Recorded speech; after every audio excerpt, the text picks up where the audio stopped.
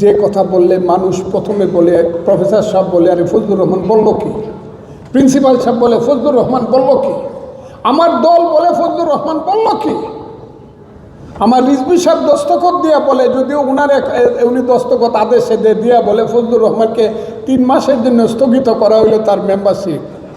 তারাই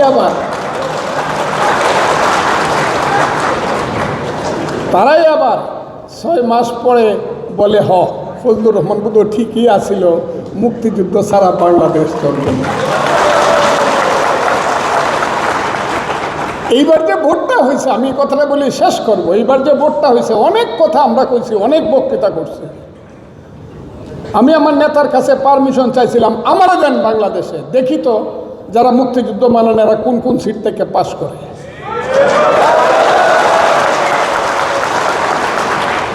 এবং আমি চ্যালেঞ্জ করছিলাম যে ঢাকা, ময়মনসিংহ এবং সিলেট এইখানে যে 102টা সিট আছে, একটা সিটেও জামাত পাস করবে না বা স্বাধীনতা বিরোধীরা পাস করবে।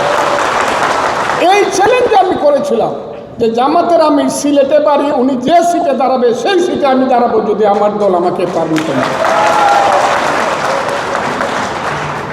আমি আজকে বলতে চাই বন্ধুরা, সত্য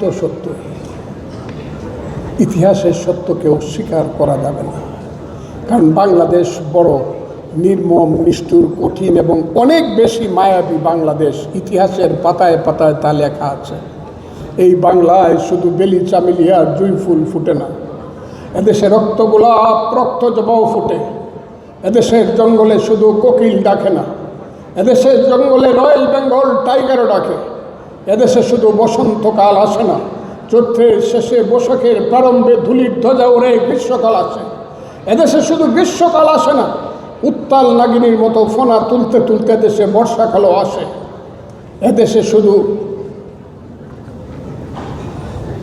সিরাজ, বীর মদন, মোহনলাল, ক্ষুদিরাম, সূর্য সেন, সুভাষ বোসার, শহীদ জিয়াউর রহমানের মতো বীর সন্তান জন্মগ্রহণ করে না, যুগে যুগে জন্মগ্রহণ করে মীর জাফর, জগৎ শেঠ, টিআর লতিফ, রায়দুল্লাহ, রাজবল্লভদের মতো বিশ্বাসঘাতক।